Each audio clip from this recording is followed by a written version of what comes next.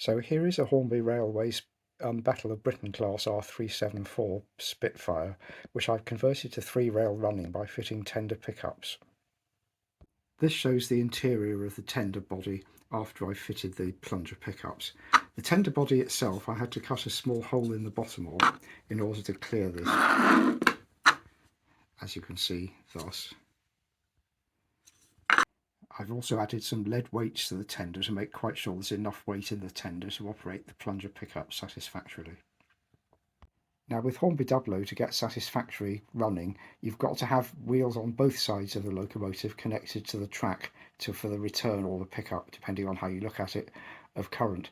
So as you can see, what I've done with this one is to take the brown wire, which you can see here, comes from the pickups on the insulated side of the wheels, and I've connected that to the chassis of the locomotive simply by using the rear mounting screw of the motor.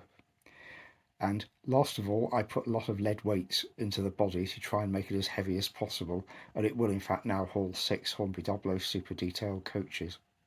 Now to take the power from the plunger pickups to the Loco, I fitted a small piece of thin brass tubing. On the engine itself, I've simply taken a piece of copper wire which I've deformed slightly so that it makes a snug fit into the brass tube.